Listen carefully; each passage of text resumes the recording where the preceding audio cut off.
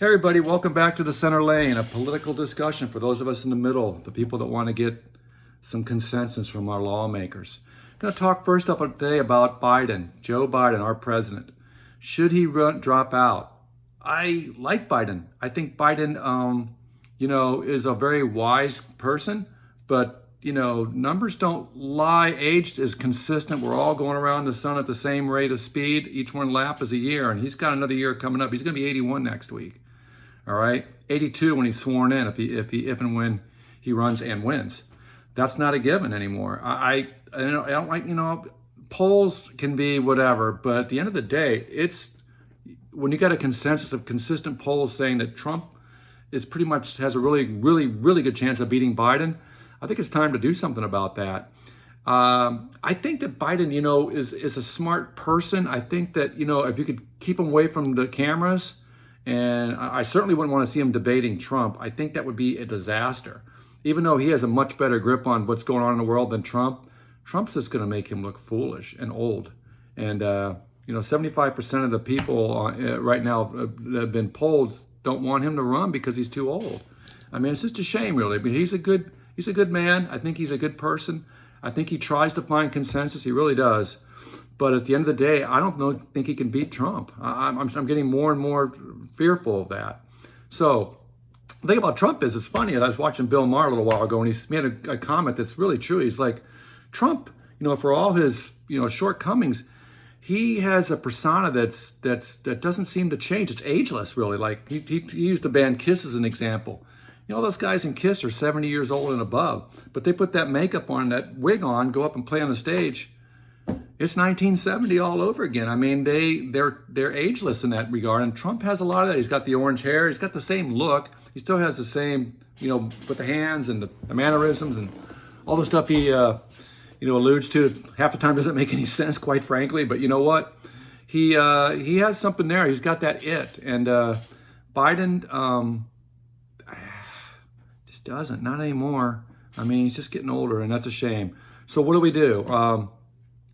Who would be in his place? I mean, I've been checking out Dean Phillips quite a bit. If you haven't heard about him yet, you probably haven't. He's getting kind of dismissed for most people because he's not well known. But he's now going primaries against Biden, so he is a legitimate challenger to Biden's nomination. The other ones have dropped out, or they've gone to become independents, like Kennedy and I think Cornel West. Those two guys have dropped out, and now they want to run as independents. But they can be spoilers. That's another issue for another day. But as far as the Democratic primary process, it's Biden, Dean Phillips, and then that Marianne Williamson, the New Age author, which she's not getting anywhere. She's just trying to sell books. So I'm sorry to dismiss her that easily, but that's what she's doing. She's trying to sell her new book. So good for her. That's what a lot of these guys do, by the way. They're running still. And you're like, they got 1%, 2%. What are they doing? They're building their brands, man. The more they're out there, the more they're running, the more their name is out there. And then, before you know it, you get opportunities, to build your brand and sell books or go on TV as a talking head or whatever. So it's okay. So I'm looking at Dean Phillips right now. I really like him. He checks all of my boxes. First off, he's a businessman first. He's the heir of, I think it's Seagram's, one of the liquor companies. He's been running it for decades, and he also has I think he has a chain of coffee shops that's similar to like Starbucks right now. So that's what he does. He's been in Congress for I think 8 years now. If you get a chance to listen to him, I'll put a link on the bottom of this here so you can find it. He kind of had a really good overview of what he's all about with I believe it was NBC. I'll meet the press. So I'll go and put that tag that on the bottom there so you guys can find it. Check him out. It's a 20-minute conversation. My wife, who's more to the right than me, she's center right, I'm center left, but we both sat there and go, wow, we're watching. This guy, he makes a lot of sense to me, anyways, and to her. One thing I liked about he wants the border security. He goes, first thing is get the border secure, but he goes, as a businessman, which I love this because politicians don't think this way. He goes, we try to solve problems swimming upstream. In other words, where is this problem coming from? Obviously, at the border, it's already kind of too late. We got these people, some good, some bad, whatever, and that we can't sort them out, and it's just a cluster. So, his idea is, and it's easier said than done, I get that, is that maybe you do your vetting, if you could, set this up without the corruption of these individual countries, set up our vetting stations in Nicaragua and Costa Rica. Well, Costa Rica doesn't really come here much. It's a good, solid country, but Nicaragua, Honduras, El Salvador, those kind of, Venezuela now, which is 1/3 of all the people coming across are from Venezuela because it's such a mess down there. But try to fix the problems in the home base so people don't want to leave. A lot of these people that are coming here don't want to leave their homes. They were born and raised there. They have generations, but desperation causes a lot of this problem. So rather than spending all this money and have all this aggravation, all this uncertainty, what's going on down that mess is called our border right now, try to get it to where we can, solve some problems before it gets to our border. Now, it's not going to be 100%. There's no way that there's always going to be an issue, but it's really bad right now. It is. My cousin lives in Texas, and he said it's always been bad, but now it's just crazy bad. And, there's no plan, there's no workable plan. There's no anything, at least that I know of. I mean, I'm sure behind the scenes they're talking this and that, but at the end of the day, I don't know. So for me, Dean Phillips is somebody I would definitely, I recommend you guys to check him out, see what you think. I like him. He makes a lot of sense. He has a positive message, and he has a consensus message, which I really like. He wants, he goes, I love my Republicans as much as my Democrats. I mean, that's the right thing to say if you're a politician. I get it. But I think he really walks the walk. So he's somebody that's on my radar, and when it comes to primary time here in Florida, I'm probably going to vote for him. We'll see. Kamala Harris, I don't know, she's in a kind of a tough spot. I mean, she's not popular, probably not, it's not even her fault at this point, but one thing, being vice president in general, you kind of disappear. I mean, Mike Pence with Trump, he didn't get a lot of, I know at the end, Magna went against him because what happened with the stolen election, but he didn't get a lot of traction just from being VP anyways. It's pretty tough. So I think it helps you and it can hurt you. It just depends on your personality and how popular you were in the first place. So she would struggle. Gavin Newsom, governor from California, very high-profile guy. He'd have to come more to the center to get a general, to probably even to win the primary. I don't know. He's pretty much to the left, but he's also a very smooth-talking politician who, could make that happen, I believe. And then there's of course, there's some other ones. Amy Klobuchar is always in the conference. I like Cory Booker. If you decide you want to give it another go, Cory Booker, if you're listening, which would be great if you were, lean into your story when you were mayor in New Jersey. I think it wasn't Trenton. It was it Jersey City? I can't remember which. I'm sorry, I can't remember which town it was. It was a pretty tough town in Jersey, and I first discovered him back in the day. PBS did a thing on him when he was 28 years old. He beat out a guy named Sharp James, who was an ingrated, pretty corrupt politician who had been running that city forever. So he went up against him, lost the first time, came back 2 years later, beat him, and he really turned that city around. I'm so embarrassed, I don't remember the name of it right now. I think it was Trenton, but I don't know. If anybody knows, please leave it down there. I'll look it up when I'm done here.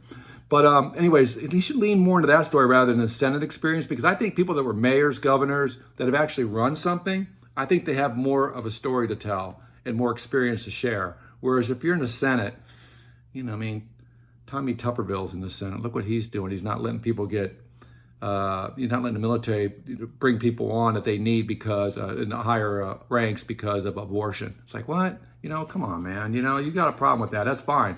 I have no issue with your beliefs, but you're tying up the security of our country. Anyways, that'll be another center lane view too, but not today. Okay. So, of course, I like Mayor Pete, but he's a company man. He's not going to run against Biden. There's no way. Kamala obviously won't either. Newsom, he probably won't because his time's going to be in 28, and that's what he's kind of gunning for, I think. He's going to be a major player then. 28 is going to be a very interesting election. A couple other things. Okay, so that's the people that can go up against Biden. I feel that would have, I'm looking at Dean Phillips right now. He seems to me like somebody that I can agree with, and whether he makes any traction this go around, it might set him up for 28 as well. So that would be somebody that I would be looking at personally, because I like that center lane. Okay, enough about Biden. See what happens. To be continued, obviously, like most of this stuff. Trump is coming on. The other ones are falling further back. There is a debate tomorrow night. I'll probably do a little center lane review on that debate maybe Thursday morning or something. I'll watch it, but honestly, it's starting to feel like, what's the point, all right? The Israel-Hamas conflict is still going. Obviously, it's horrible. We're continuing to see just, a lot of misery, and it's sad. I was watching PBS yesterday, and they have three Ghazian students who speak very good English, by the way, and I think they're American citizens. Well, I'm not sure. But they're going to the University of Palestine there, and they're trapped there, and they're giving some good reports on what things are going on there. I think the thing that sticks with me is, it's Israel has a right to defend itself, and if you don't get rid of Hamas, they're just going to come back and do it again. They already said we'll do it October 7th, every October 7th. If they basically said that you leave us here, we're going to come back October 7th next year and do it again. So that's not good. Got to get rid of those guys. But what really sticks in my mind is this, the innocent people in Gaza and stuff, they're getting killed just because of these jerks, and Israel has their rights, but they need to, after this is done, they need to get rid of Netanyahu. He is just a problem. And I'll do another podcast on him another time, because I got a whole bucket list on that guy. He should have been gone. He, first off, how the heck did this even happen in the first place? They've been practicing. This didn't happen in a week's planning. They planned this for months, if not years. And they had villages they had constructed there. They were doing hang gliding things. They were doing, again, my cousin was saying, they had so much stuff. How could you not have seen it? The place is only 6 miles wide and 20 miles long, for God's sakes. How'd you miss that? You don't have spies there?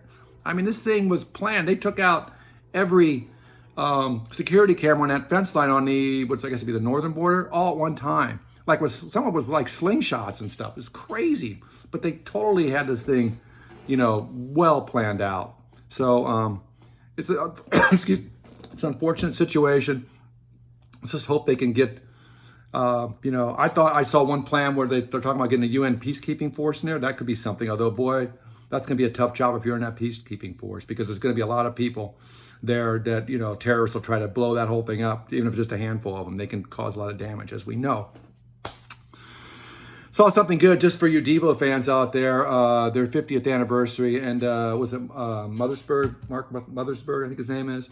He had a good comment. He said, mankind, we always think we're the most important species on the planet. We take it for granted that we are, because we're so smart. Because, but maybe what it is we're just the most dangerous species on the planet. And that's something to think about there. So I'll leave you with that. There's going to be hope. There's hope for the future. Don't worry.